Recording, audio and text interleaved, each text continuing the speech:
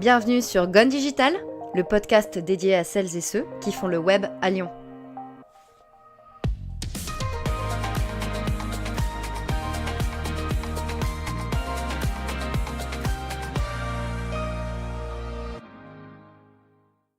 Bonjour à toutes et à tous, j'espère que vous allez bien en ce mois de février.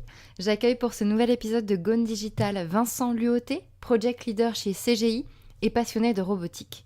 Il nous parle de son association Machine Gone, de ses expériences professionnelles et de la Chine.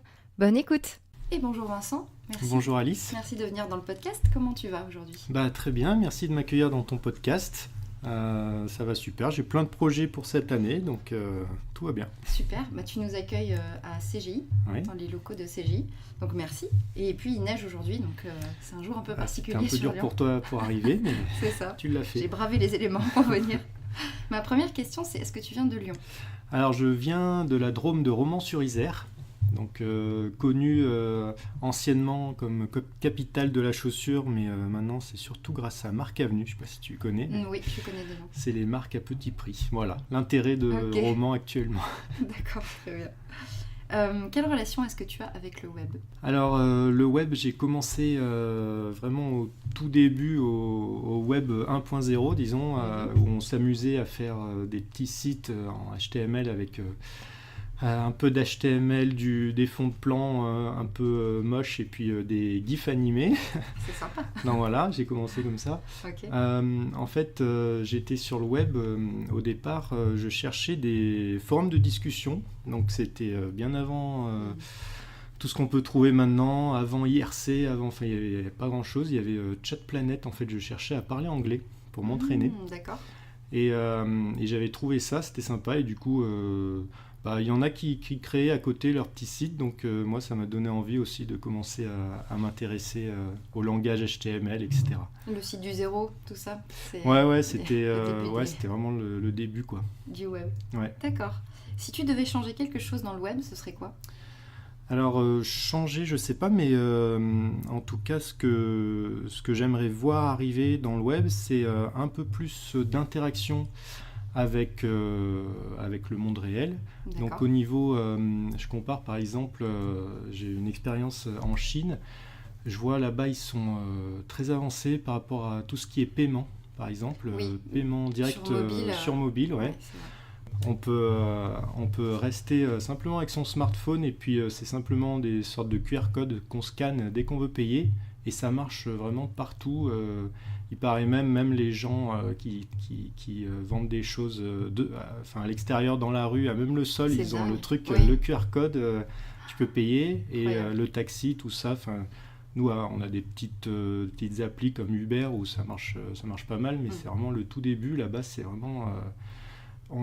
c'est l'inverse quoi. Pour trouver de la monnaie, c'est très difficile maintenant. D'accord. Et j'avais vu justement, je sais pas si tu étais à la conférence d'Alibaba à BlendWebMix. Non. Et en fait, il y avait la chargée de communication, il me semble, de Alibaba France qui venait, qui parlait en fait de la communication là-bas et du paiement par mobile en Chine. Ouais. Et comme quoi, en fait, sur le sol, on avait c'était même pas la peine de lever la tête, en fait. On avait des routes spéciales pour les gens qui juste regardaient leur mobile. Ah d'accord. Donc c'était un peu spécial, mais c'est vrai qu'ils sont très avancés là-bas niveau paiement. Puis alors, si on part aussi sur tout ce qui va être interconnexion avec les objets, alors on parle d'IoT, l'Internet of Things, l'Internet des objets en français. Donc ça ouvre vraiment des nouvelles possibilités pour donc communiquer à partir du web ou d'appli vers des objets. Donc je parlais d'Uber, c'est un truc que j'adore, voir où se positionne la voiture pour me préparer, pour savoir quand elle va arriver. Et ça, j'aimerais que ça soit pour tout, quoi. Les bus, les trains. Alors les avions, je ne sais pas si tu connais, ça existe. Ah ok, ouais. Ça existe. Ah ouais, c'est Flight Radar 24. D'accord. Tu as tous les avions, donc si un jour tu vas chercher quelqu'un à l'aéroport, tu peux voir où en est son avion sur la carte. D'accord. Je pourrais te montrer si tu veux. C'est pas encore ça pour TCL. Hein. Non, malheureusement, et c'est dommage. Mais voilà, ce que j'aimerais qu'il arrive. D'accord. Parlons un peu de tes études. Tu as fait Vision Systems Group, c'est ça ? Et si GELEC, tu me dis si je prononce mal les mots. C'est ça. Donc, en fait, alors depuis que je suis né à Romans, en fait, je m'aperçois que j'ai pas mal changé d'école et je me suis éloigné de façon un peu exponentielle. Donc quand j'y repense, j'étais au collège à Saint-Donat, après lycée à Cré, école de prépa à Chambéry. Ensuite, donc l'ESIGELEC, c'est une école d'ingénieurs électricité informatique à Rouen. D'accord. Et donc, pendant ces études d'école d'ingénieur, on a eu un professeur irlandais qui nous a fait un module en anglais sur le PHP, Okay. qui nous a proposé de continuer, si on le voulait, d'être candidat pour faire un master de recherche. Donc, c'est un master rémunéré à Dublin. Génial. Donc, j'ai postulé, j'ai été pris pour faire ça. Top. Et donc, voilà, je suis parti à Dublin. Et c'était vraiment une chouette expérience parce qu'on travaillait concrètement sur un projet d'imagerie médicale. Ok. Donc ça, à l'époque, alors c'était en 2005, on avait fait ça avec des applets de Java. Ok. Donc c'était même avant le Flash, Oui, tu c'est vois, ça. c'était c'était voilà, à charger sur le navigateur à condition qu'on ait le petit module qui allait bien, Wow, ok. Virtual Machine. Et ça, c'était sympa parce que j'ai pu aller à des conférences pour montrer l'avancée de ces travaux à Vienne, même à Chicago. Wow. Donc voilà, super Génial. expérience. Tu es resté combien de temps à Dublin? Ah bah, j'y suis resté 2 ans, D'accord. voilà. Le temps de trouver mon épouse aussi, Ah bah qui est oui, chinoise. Tant qu'à faire. Ok. Et du coup, c'est pour ça qu'après, c'était peut-être ta question d'après, Oui, pourquoi je Tu suis pars arrivé en Chine. Tu pars à Shanghai, c'est ça? Voilà. Pour être Project Manager Assistant chez Alcatel. Donc voilà, j'ai pu avoir ce poste là-bas. Donc bon, c'était assez marrant. J'étais vraiment je travaillais avec les Chinois, mais par téléphone, on faisait des conférences avec des Français. Parce que c'est Alcatel. Bon, fallait parler anglais, bien sûr. Mais je n'avais pas un poste vraiment intéressant et du coup, j'ai quitté au bout de 6 mois pour faire du freelance. Ok. Et j'ai fait du développement de sites web pour des étrangers Ok. qui cherchaient quelqu'un qui parle anglais. Donc des Australiens, des Américains. Et à l'époque, voilà, je développais des sites. Alors c'était le début des CMS. Ouais. Il commençait à y avoir du WordPress. Joomla, WordPress. Voilà. Tout ça. Voilà, c'est ça. Ok. Donc un peu de PHP, un peu de... Bon, ça payait pas tant que ça non plus. Oui. Donc c'est pour ça que je suis revenu au bout d'un moment. Et tu as été Software Project Manager chez China VO. Alors ça, VO. voilà, c'était en Chine, ouais. C'était l'un des clients pour qui j'ai travaillé, ouais, une boîte de tourisme D'accord. qui avait un WordPress. Ils voulaient quelques modules en plus. Ok. Donc voilà, Et peu de c'est développement. comment la vie en Chine? Bah, c'est très différent, bien sûr, hein, Oui. et puis surtout, ça a beaucoup changé depuis. D'accord. Donc à l'époque... C'était à quelle année? alors là, En quelle c'était année en que tu étais, 2006, 2007. Oui, c'était donc il y a Ouais, il y 10 a ans. plus de 10 ans. Et, Ton passe vite. et en fait, à Shanghai, ouais, je suis retourné quelques années après. Et j'avais même vraiment du mal à reconnaître parce qu'ils avaient rajouté des routes sur pilotis, en D'accord. hauteur. Il y avait vraiment Wow. tout avait changé en quelques années. Et pareil que, il y a énormément de choses qui ont changé. Alors à l'époque, c'était vraiment sur les routes, c'était un peu dangereux et c'était freestyle, disons. Ouais. Enfin bon, c'était. En même temps, les gens étaient très tolérants parce qu'il y avait peu de règles, donc ça klaxonnait beaucoup. Il fallait s'y faire, mais bon, ça changeait. En Inde, en fait, C'était un peu amusant, ouais. Et alors, pareil que maintenant, j'ai des copains qui en viennent et c'est tout l'inverse. C'est-à-dire qu'ils ont mis des caméras de partout. Et la moindre infraction, on reçoit un PV direct automatique. Wow. Et du coup, les taxis, à l'époque où j'y étais, ils allaient dans les voies, les passages pour vélo, enfin ils faisaient un peu n'importe quoi, comme ça les arranger en fonction du trafic. Ouais. Maintenant, dès qu'il y a un piéton qui commence à traverser, ils sont hyper vigilants de s'arrêter parce qu'il y a une caméra en face. Donc ça a complètement changé. C'est incroyable. Hyper cadré. Et tu es trilingue? Non, je m'y suis un petit peu mis, mais non, je parle pas encore Tu tellement. parles pas encore mandarin? Non, malheureusement, non. Ah, c'est dommage. Ouais. En 2008, du coup, tu reviens à Lyon après avoir passé combien de temps en Chine tu as passé? À peu près 2 ans. 2 ans. Et tu reviens en tant que GIS consultant chez Sword Group. Du coup, je suis devenu, dans le monde des SIG, les systèmes d'information géographique. Okay. Et donc, je suis rentré dans ce domaine grâce à Sword. Et j'ai fait pas mal de développement. Alors, sur une nouvelle technologie, là, on était en fin 2007. Une technologie très prometteuse, c'était le Flash en Flex. Donc on a fait les premiers projets SIG en Flex et ça faisait rêver tout le monde à l'époque. D'accord.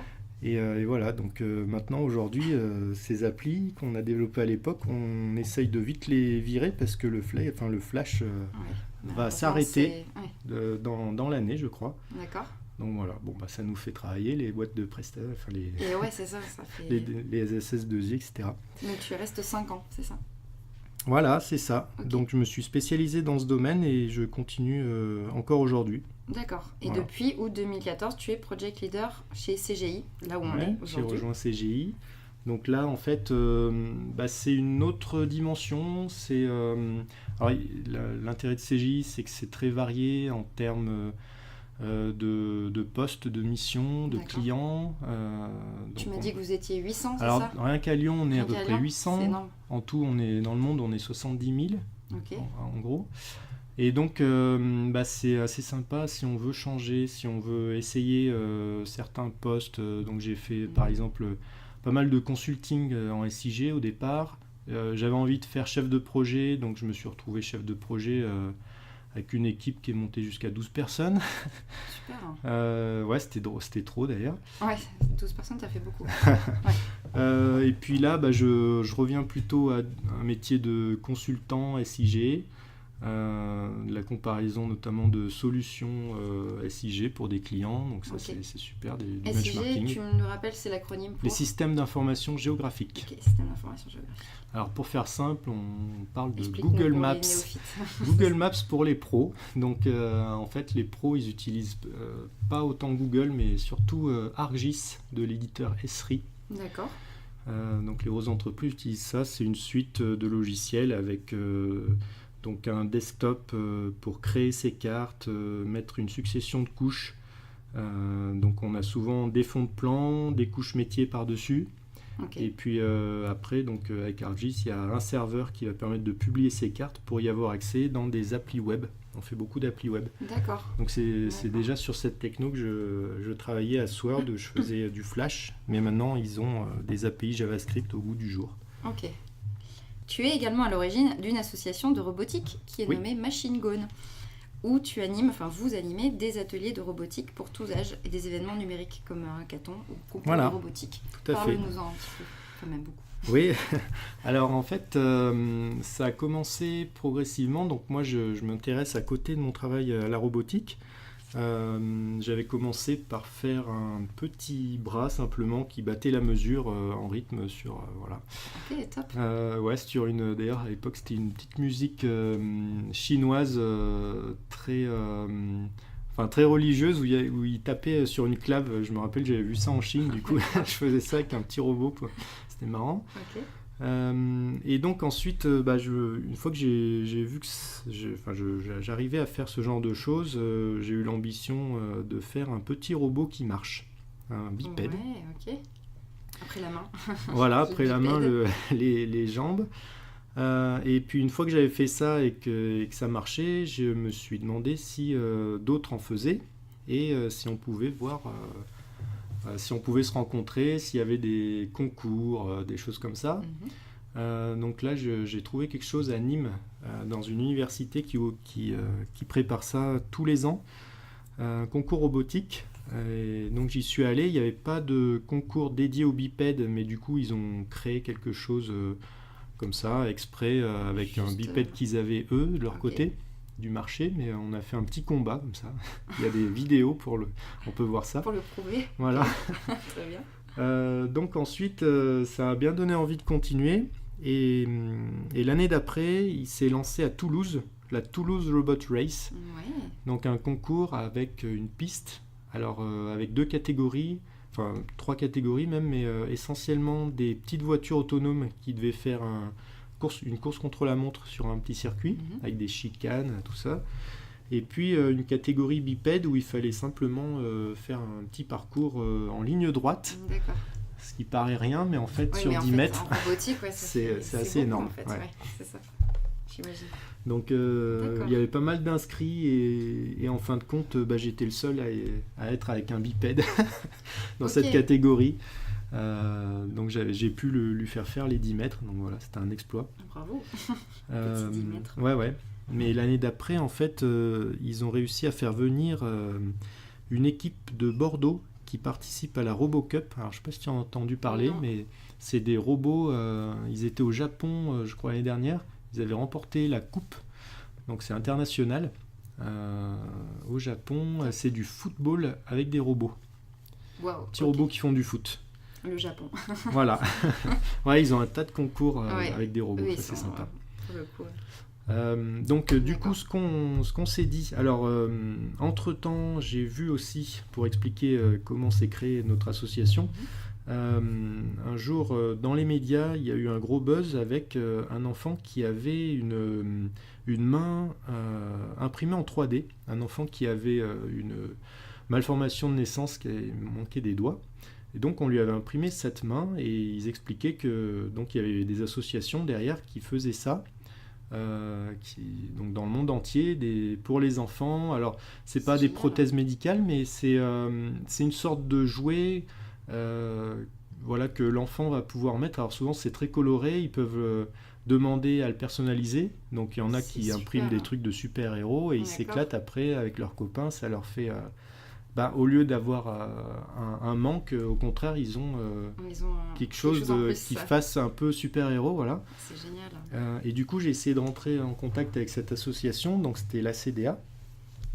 Et la CDA donc, réunit, s'occupe de cette cause, et donc ils sont en partenariat avec Enable, et c'est Enable, l'association qui permet de mettre en relation des makers. Alors, les makers, ceux qui ont des imprimantes 3D notamment, qui vont imprimer ces mains et qui vont les donner, donc qui vont les offrir, il n'y a pas d'argent en jeu, qui vont les offrir à souvent des enfants qui en ont besoin.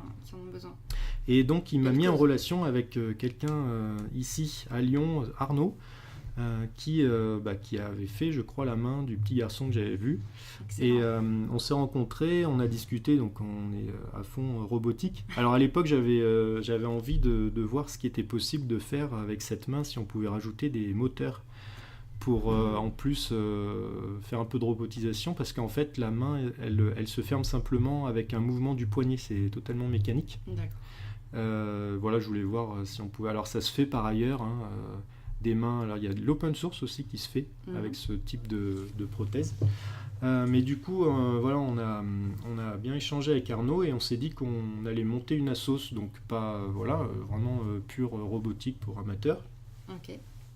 Donc on a monté ça, on a été rejoint par Xavier et Jou.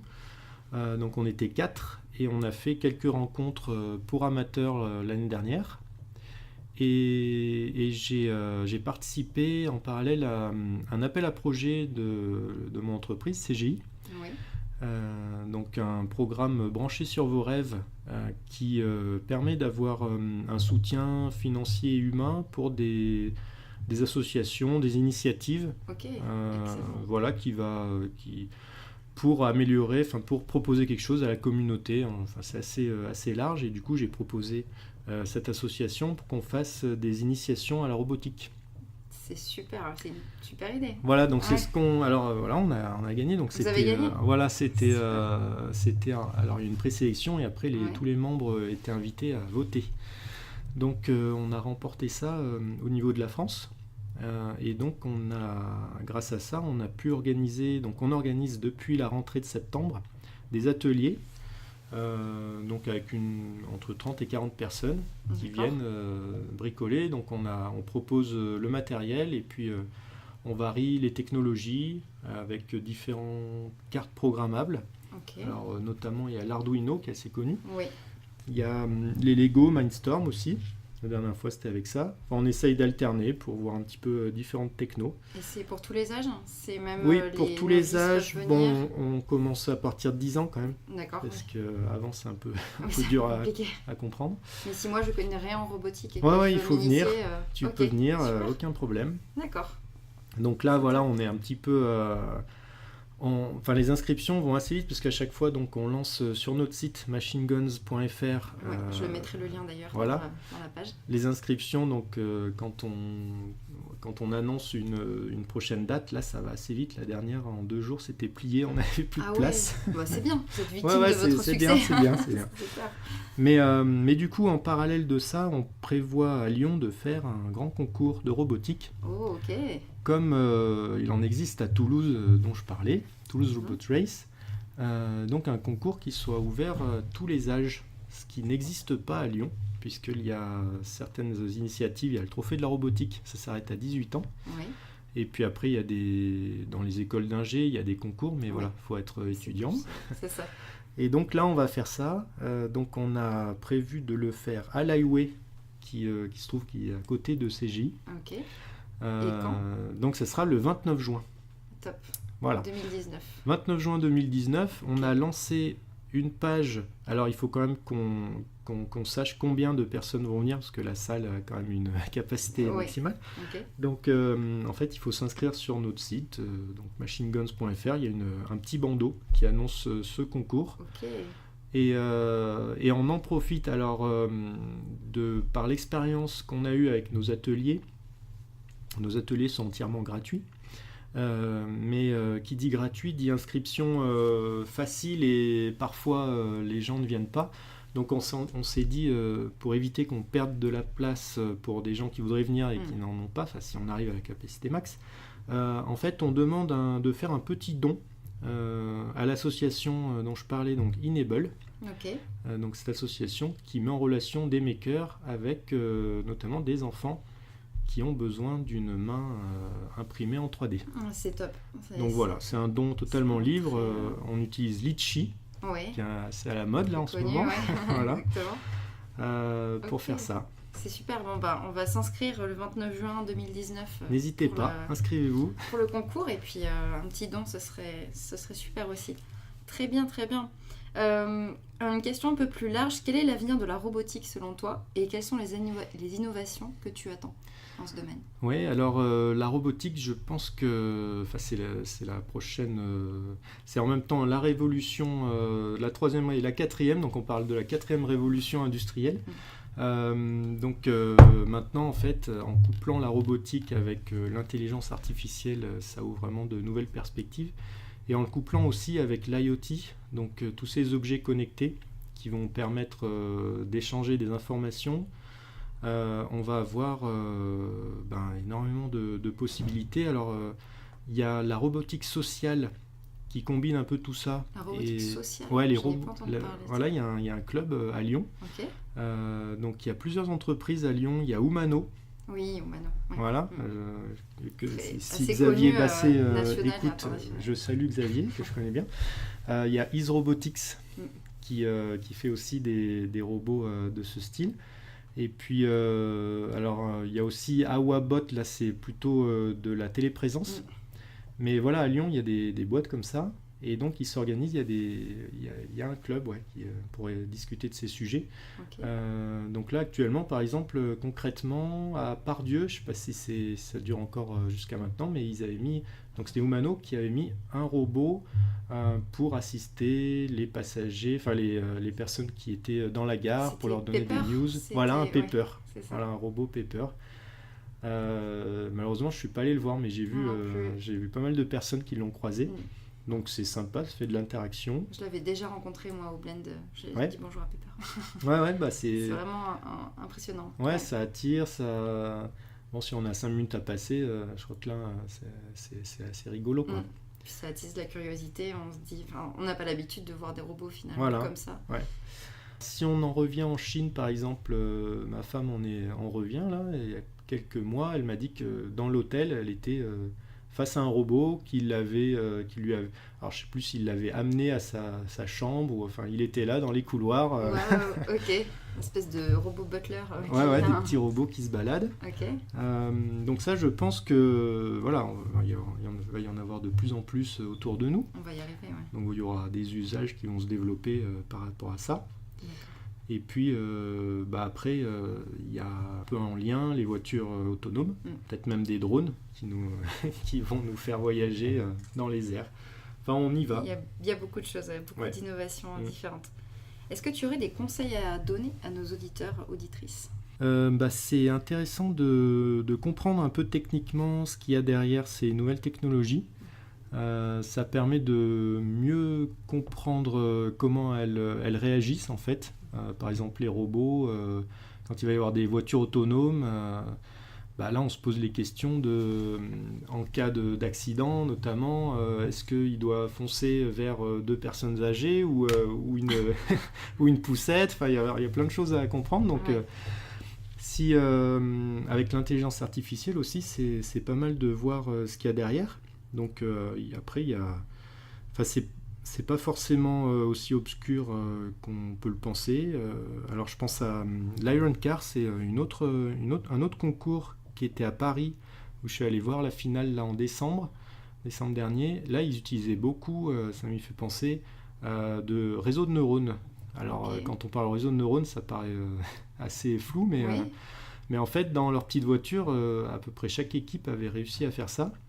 Et donc maintenant il y a même des clés USB qui ont tout l'hardware qui est optimisé pour faire ça. Okay.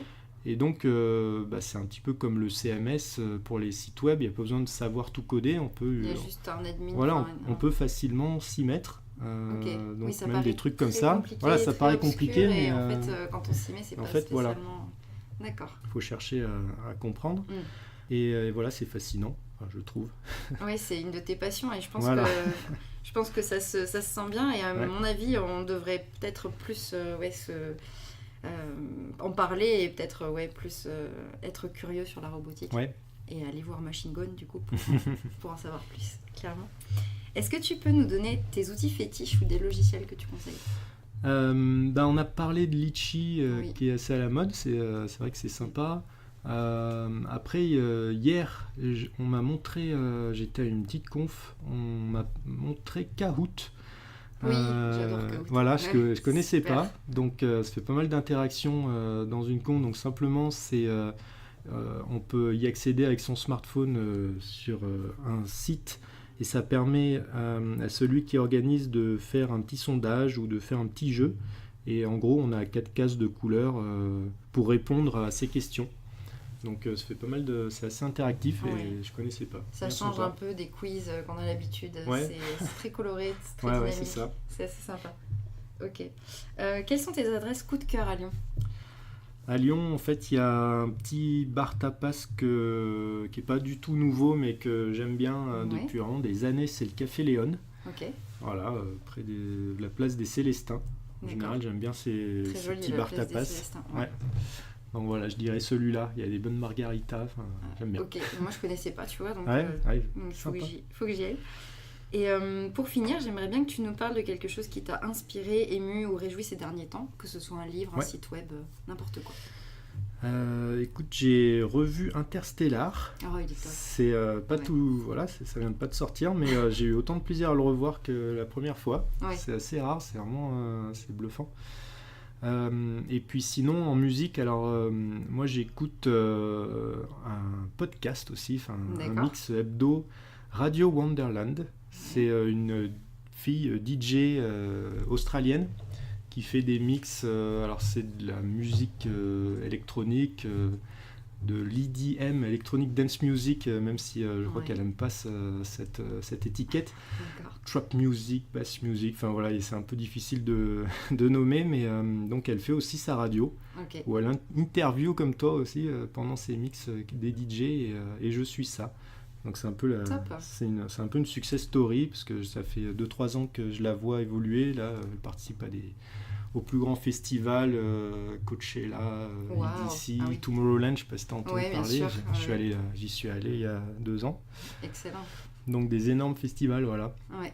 Voilà, j'aime bien. Festival de DJ. Super, Ouais. c'est hyper éclectique entre robotique et musique électronique. Et Ouais, mais tout à ça fait, peut se rejoindre, je pense. Oui, bien sûr. Mon rêve, mais c'est de faire des sortes de robots qui dansent sur de la musique. top. Ouais, j'aimerais bien proposer ça aux Lumières un jour. Ah ouais, ce serait Ouais. génial. Ouais, on y réfléchit. Ok, on va suivre ça avec attention. Merci beaucoup en tout cas, Vincent. Je t'en C'était prie. une très belle interview. Et puis on te retrouve sur Twitter et sur LinkedIn, j'imagine. Ouais, ça roule. Super, merci. Merci à toi. Le podcast est à présent terminé, merci beaucoup de l'avoir suivi. Je vous invite à retrouver Gone Digital sur SoundCloud, sur iTunes, sur Spotify, mais aussi sur la page Facebook, sur la chaîne YouTube et sur Instagram. Voilà, le lion est présent un petit peu partout. Je vous invite aussi à vous abonner à la newsletter mensuelle de Gone Digital avec tous les bons plans des invités, leurs bonnes adresses et les outils. Voilà, je vous dis à très vite, merci.